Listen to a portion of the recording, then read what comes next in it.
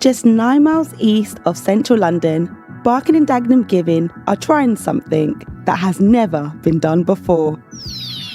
Their Grow Fund, England's first community-led investment fund, is backing community enterprises that will make a commercial and social impact in the borough of Barking and Dagenham. So, what makes this fund so special? Well, it was the local residents who decided how the fund was managed and invested. So join me as I speak to the business owners, the decision makers, and the charity at the helm about what happened next. I'm Elvie Matty. Welcome to 9 Miles East, a podcast about a financial first.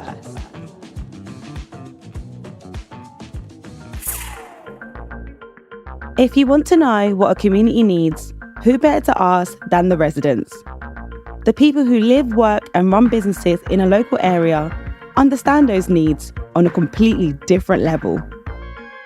So when Barking and Dagenham Giving were putting together a community steering group to make decisions about local funding, including the Grow Fund, those were the people they wanted on board.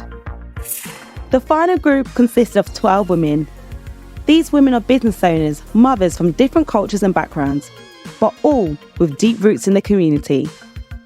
They all had training to learn about the needs of their area, social investment, and group decision-making. To hear more about it, here's Wunmi Oyewole, who was part of it. Wunmi highlights some of her career background in local government.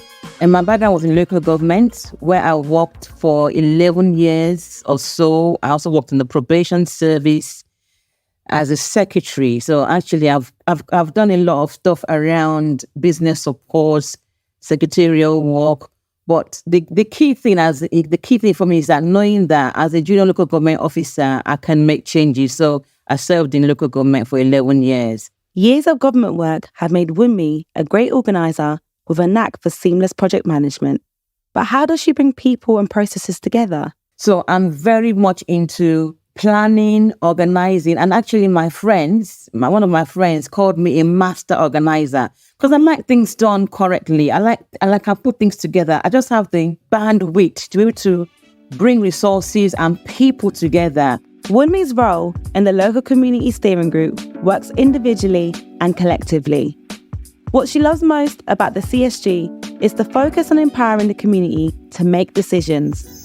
The community steering group are actually residents in Barking who wanted to be involved in what Barking and Dagenham Giving were doing in terms of us coming up with this endowment fund that they had. So they put an advert out and then they wanted to bring in people, I would say like me, residents who have lived in the borough or people that have an affiliation to the borough to come and decide and how the fund, this endowment fund, will be invested. The inspiration for Wunmi to apply for the CSG was sparked long before she filled out the application form. Wunmi shares how someone close to her sowed the seed of charity in her life. One of my core values is about contribution, and I got that from my mom. My mom is a giver. You know, like those African women that they will give. My mom showed me and my siblings how to give, and I do it in my own way by becoming involved in things, and I give my time. There was also something around participation that BD Giving was promoting that will come on the table and it will be like a participatory kind of model to decide on the endowment fund. So everybody's voices are heard. My voice is heard and my colleague's voice is also heard. And I also wanted to make a difference. I believe that if you're in an area, whether locally, nationally, or globally, you can make a small difference. And that is my mindset till today. I wanted to be involved in something that was new, pioneering.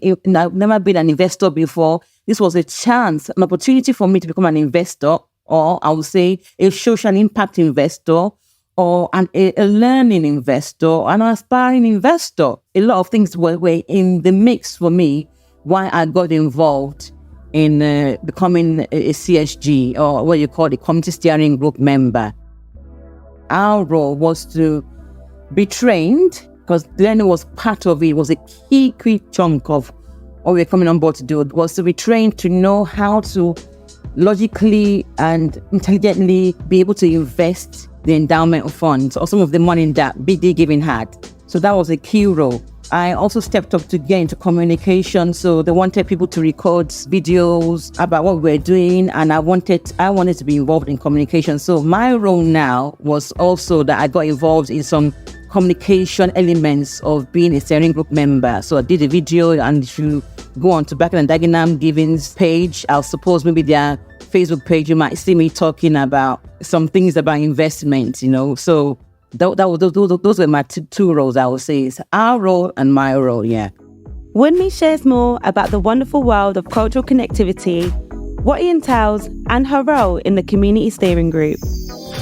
Barking and Dagenham had this program called Creative Barking and Dagenham, which was run through Studio 3 Arts. Within that program, they were now bringing on people that they called cultural connectors, and that is people that are residents in the borough who want to connect people to what is happening, the arts provision in the borough. Creative Barking and Dagenham was a program around arts participation, around making people to be aware of what's happening creatively in the borough. And on the back of that program, they had the Cultural Connector campaign. So anybody that wanted to volunteer their time or wanted to volunteer their resources or wanted to get involved in that cultural provision, many of the cultural connectors went on to get work eventually, in the arts participation space.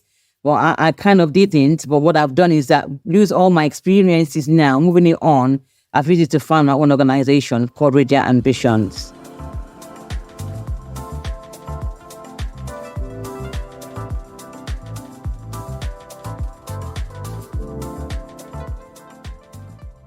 Having that element of curiosity is one of my also core values. So they brought them on to kind of, help us shape the policy. We had an investment policy that we had to shape. And then we also had to learn about all the things you talk about when you talk about investment. So you talk about liquidity. Curiosity Society was on a journey with us, really, and giving us all those tips and tools that you would require to be able to make sound investment, but come to a place where you feel capable to make that investment. Wunmi is a staunch believer in the 4 key pillars of investment. What are these pillars that she often talks about? I'll let her share more. The 4 key pillars, again, they are liquidity, when you're talking about how fast can you get your cash, your money. If you put money into an investment and you can't get it for 2 years, that means you can't get your cash. The liquidity is actually quite long. You can't get your money quickly. So we talk about liquidity, then you talk about impact. What impact do you want it to make? Long-term impact, short-term impact, medium-term impact. You can't measure impact in one certain way. How we see impact varies. But you want there to be an outcome from the investment. You want there to be some key things that you can see from the money you've put into either people or into the fund. And you want it to make an impact that is far-reaching. And then the other thing is you look at risk. With any kind of investment, there's always going to be an element of risk, but that risk can be low, it can be medium, or can be high. So if you want to have if you want high interest rates, a high interest rate on your money, it's obviously going to have a high risk because you're putting the money in, but you know that you can have a lot more coming out of that money, but the risk will be high. The last thing was return. What is the return on your investment?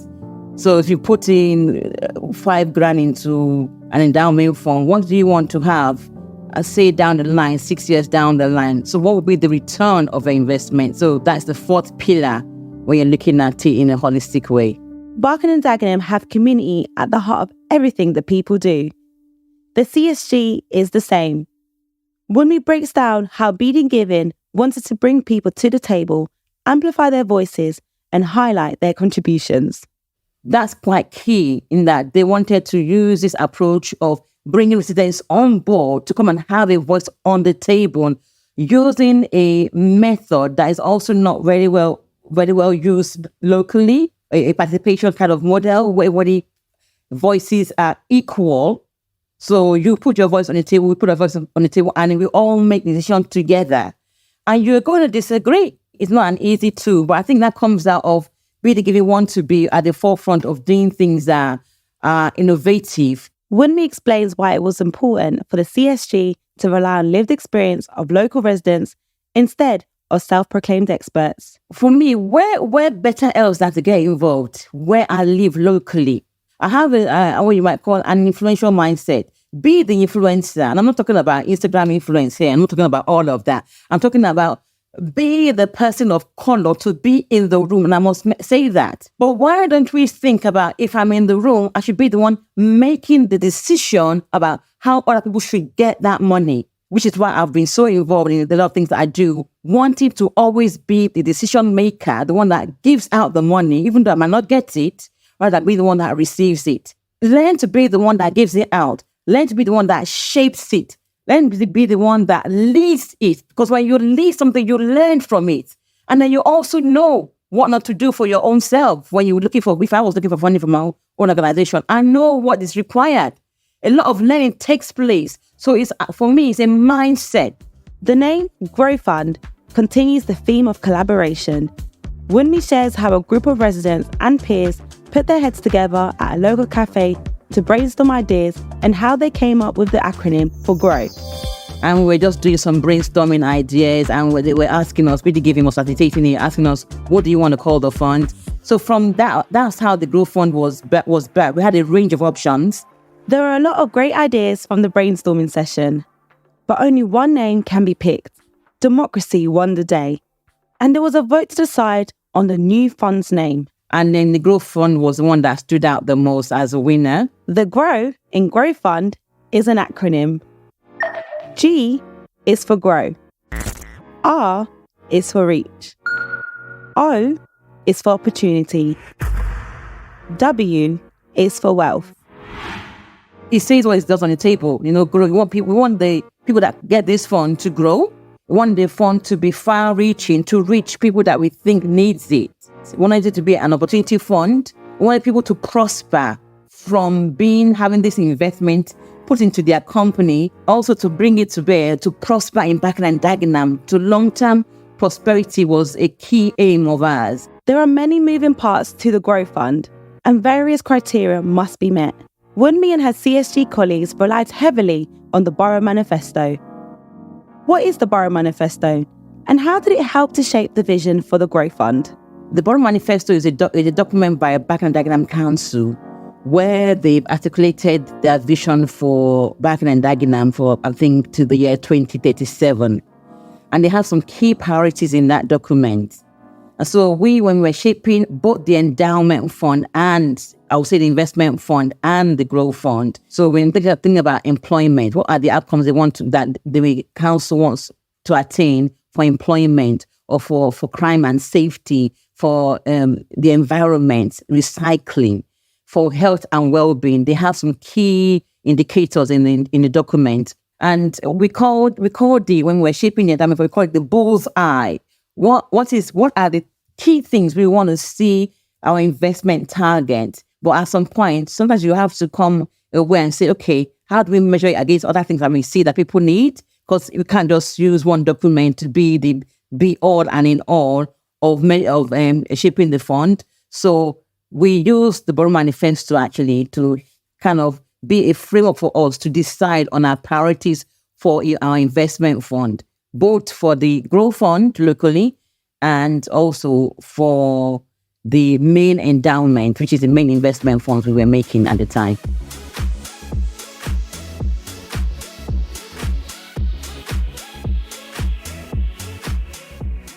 We, as the committee steering group members, are decided on a range of criteria in an agreement with BD Giving that we want to see people who are going to actually apply have. So, for instance, one of them to at least been running the organization for about 12 months, or that was key. So they were well connected to Barking and Dagenham, and BD Giving with their support and obviously with their leadership, we were able to use that. We came up with the criteria, and BD Giving shaped it properly. And in fact, part of that was the Grow Fund launch.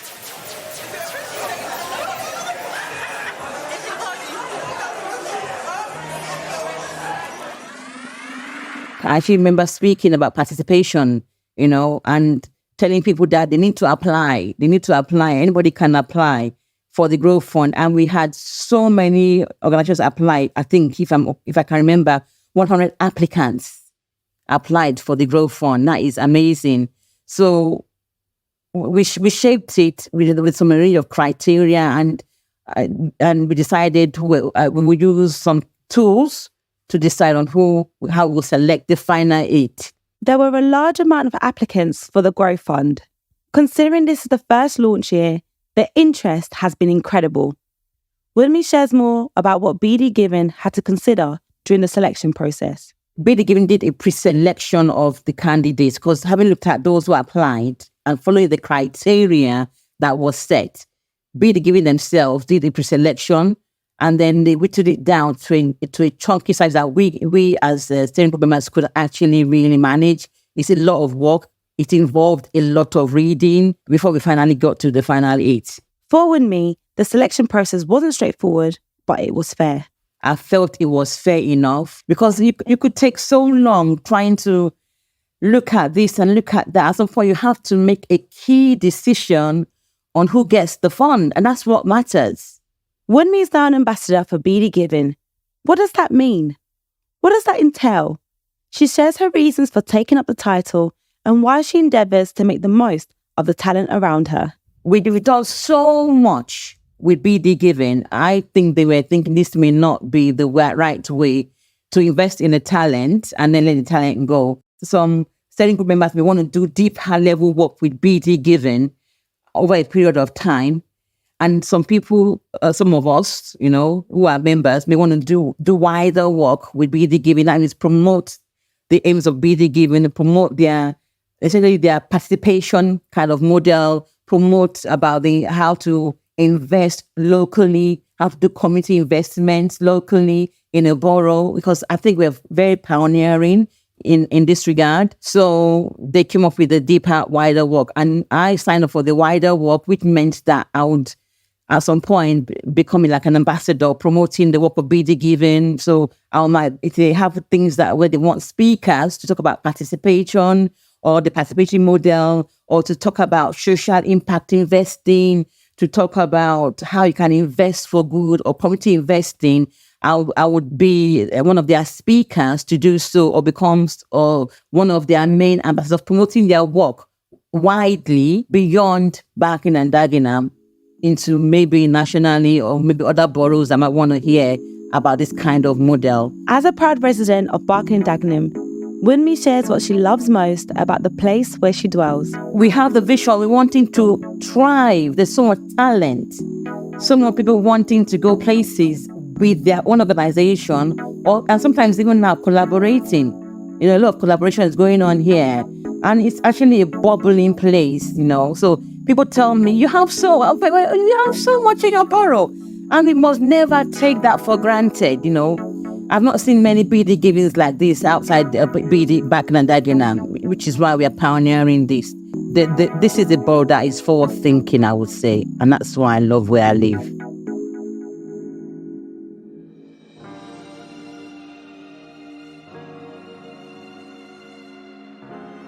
In the next few episodes, we'll get to know some of the amazing businesses chosen by the Community Steering Group to receive £25,000 each from the Growth Fund. With businesses ranging from a cooperative cafe, an environmental education programme, and soft drink producers, to bespoke counselling for refugees and immigrants, cultural event producers, and sustainable fashion upcycling. Stay tuned to hear more about how this pioneering fund is changing the way people interact with their communities and is making Barking and Dagenham a much more exciting place for entrepreneurs and business leaders alike. This episode of 9 Miles East was produced by Chris Mitchell, Cass Denton, and also Hannah Varrell, courtesy of the Feast Collective. Additional editing was by Endin Hassan, and sound design was by Chris Mitchell. The podcast concept came from Louise Kavanagh at Purposeful Marketing. If you like what you've heard, feel free to leave a rating or a comment and tell all your friends about us. This podcast is brought to you by Barking and Dagenham Given. To learn more about the Growth Fund and other things happening with BD Given, please visit bdgiving.org.uk.